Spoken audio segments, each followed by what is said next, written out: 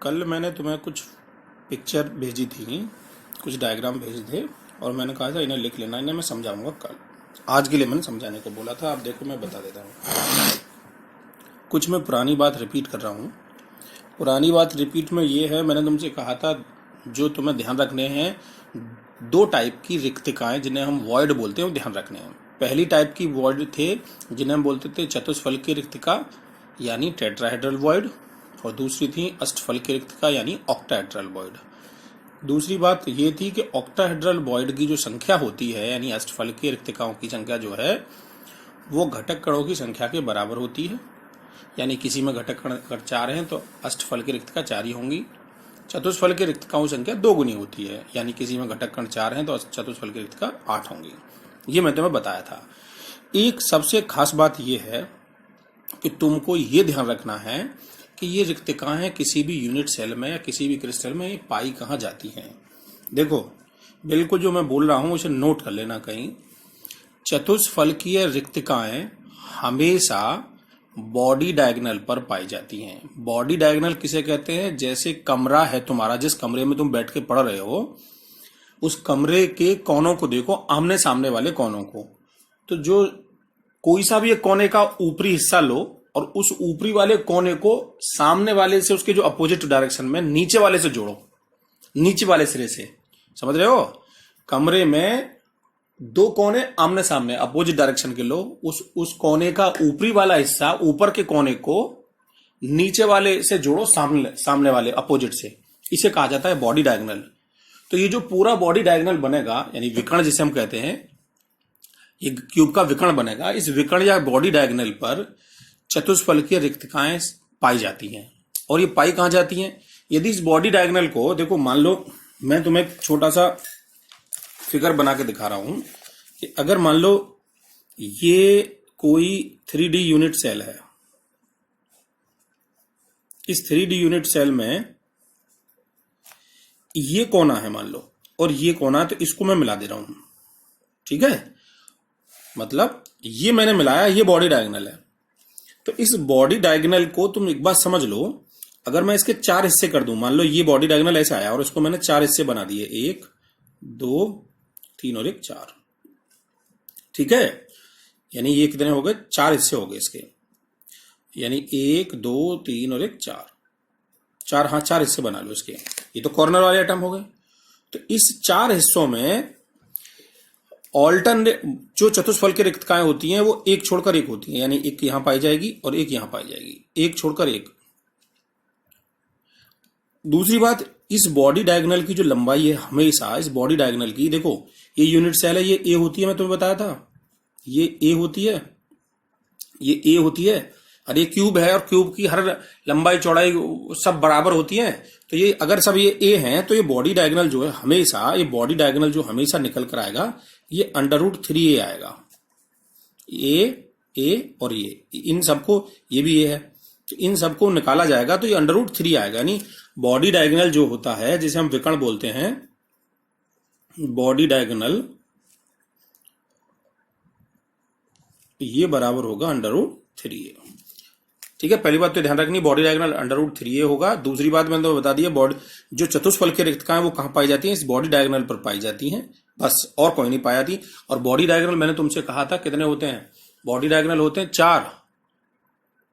ठीक है, और बॉडी डायगोनल होते हैं 4, और मैं इसीलिए कह रहा हूं चतुष्फलकीय रिक्तिकाओं की संख्या घटक कणों की संख्या के बराबर होती है। और एक बॉडी डायगोनल पर कितनी चतुष्फलकीय रिक्तिका पाई जाती है? 2, 1 और 1 2, एक छोड़कर एक। तो इसका मतलब है एक बॉडी डायगोनल पर 2 चतुष्फलकीय रिक्तिकाएं, और टोटल बॉडी डायगोनल कितने होते हैं? 4। तो टोटल कितनी हो गई? 8। इसीलिए मैं कह रहा हूं घटक कणों की संख्या के बराबर दुगनी आती है चतुष्फलकीय रिक्तिका।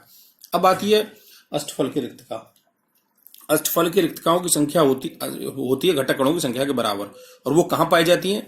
वो पाई जाती है हमेशा बॉडी सेंटर में। देखो बॉडी सेंटर होता है यहाँ, एक तो पाई जाती है बॉडी सेंटर में, यहाँ कौन सी रिक्तिका? अष्टफलकीय रिक्तिका। और बाकी पाई जाती है यहाँ ये किनारी केंद्रों पर, और किनारी केंद्र में बताया था 12, तो 12 पाई जाती है किनारी केंद्र पर। तो पहली बात तुम समझ लो, इनकी पोजीशन तुम्हें पता होना चाहिए, जो मैं रिपीट कर दे रहा हूं। अष्टफलकीय रिक्तिकाएं हमेशा इकाई सेल में किनारी केंद्र और बॉडी सेंटर पर पाई जाती हैं, जबकि चतुष्फलकीय रिक्तिकाएं हमेशा बॉडी डायगोनल पर पाई जाती हैं और एक बॉडी डायगोनल पर दो चतुष्फल की रिक्तकाएं पाई जाती हैं और कुल बॉडी डायगोनल होते हैं 4, इसलिए चतुष्फल की संख्याओं की संख्या हमेशा घटक कणों के 2 गुने के बराबर आती है। अब मैंने कल तुम्हें जो फिगर भेजी थी उनको तुम्हें समझना है। देखो जैसे ये भेजी थी मैंने कल, समझना ये है कि कोई भी क्रिस्टल जब बनता है तो वो या तो एससी बनेगा या बीसी बनेगा या एफसीसी बनेगा। एससी का मतलब सिंपल क्यूबिक, बीसी का मतलब बॉडी सेंटर, एफसी का मतलब फेस सेंटर्ड क्यूबिक।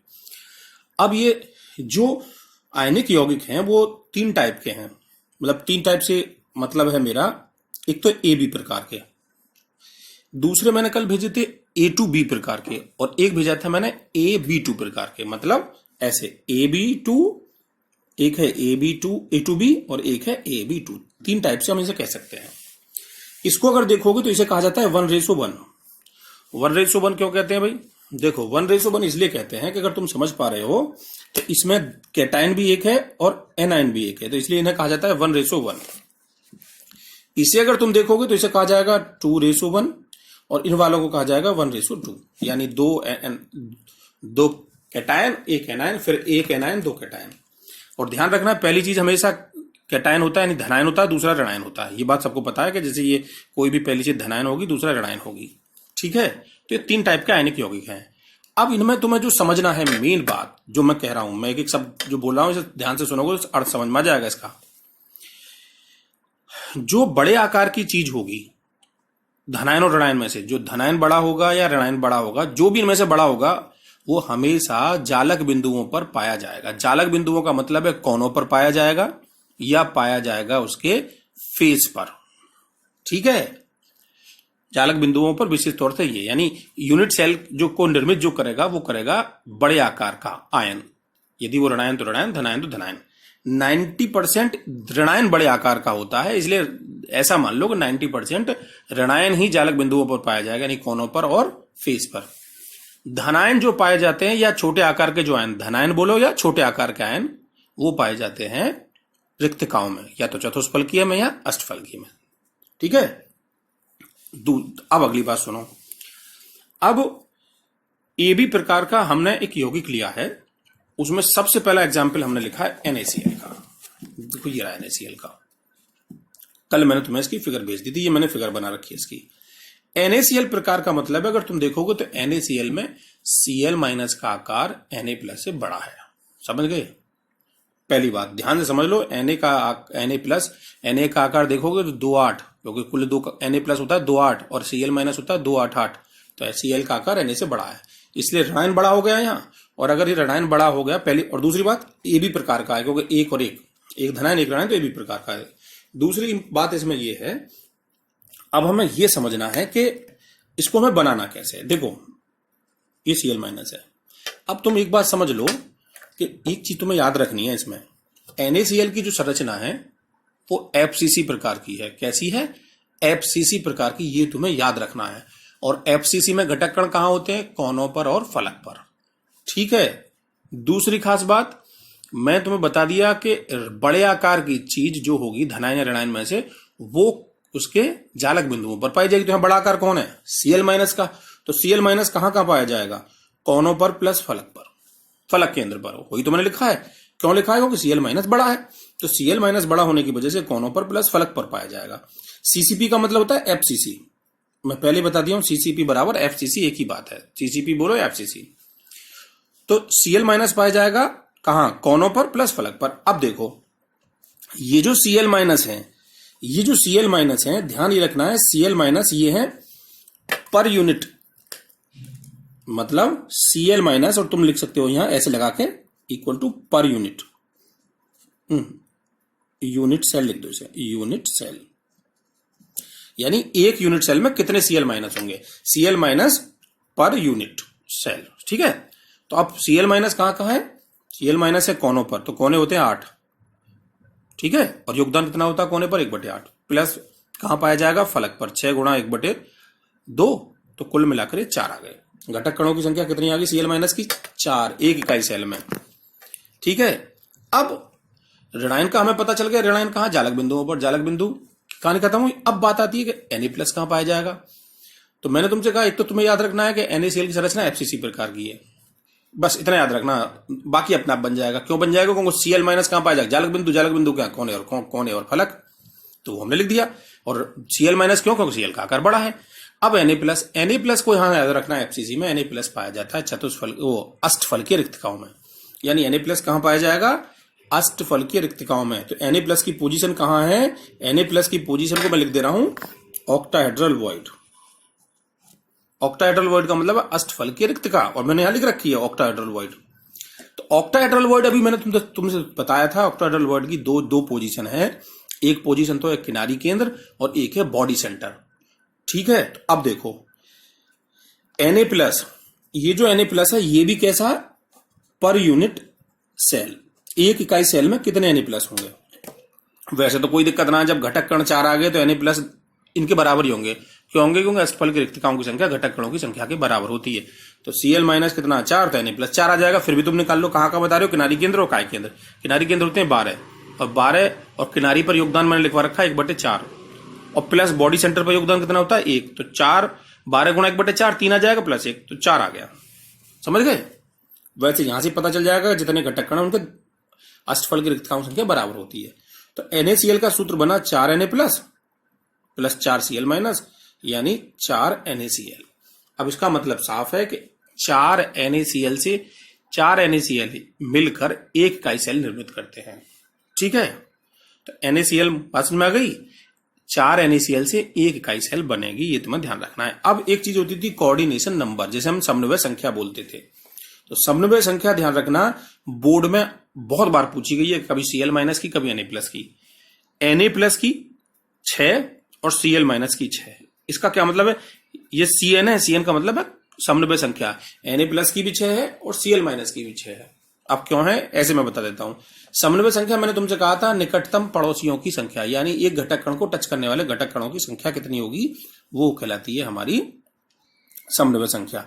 तो यहाँ Na+ की भी 6 है और Cl- की भी 6 है, यानी एक Na+ के आसपास 6 Cl होंगे और एक Cl के आसपास 6 Na+ होंगे। अब इसको मैं तुम्हें यहां समझाने का प्रयास कर रहा हूं, देखो तुम्हारी शायद समझ में आया।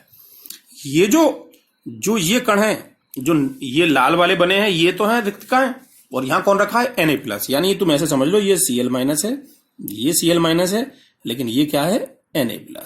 हर जगह लाल वाला Na+ है और ये कोने वाले और फेस वाले Cl- है। इसको मैंने बनाया क्रिस्टल को। तो तुम ये समझो जरा, ये जो लाल वाला है इसके कितने कण इससे टच कर रहे हैं? 1, 2 और ये 3। अब बात को समझो, इसे 3 यहां टच कर रहे हैं। ये कौन सी दिशा है? ये 3 डायमेंशनल के 3 बने हैं। अब यदि मैं इसको देखूं, देखो एक घटक कण ये रहा Cl-, यानी 1, 2, 3 और एक 4। अब मैं अगर इसे ऊपर की तरफ बढ़ा दूं,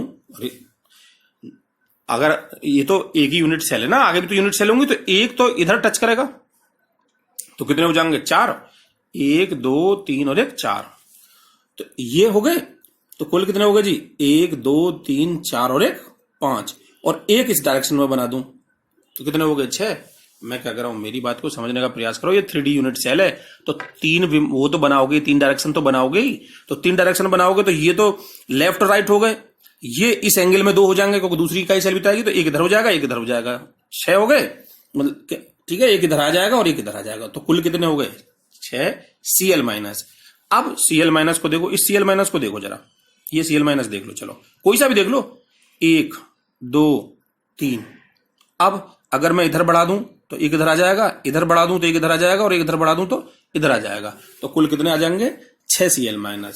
तो अब तुम्हें एक बात ध्यान रखनी है कि Na+ में Na+ की संरचना FCC प्रकार की है।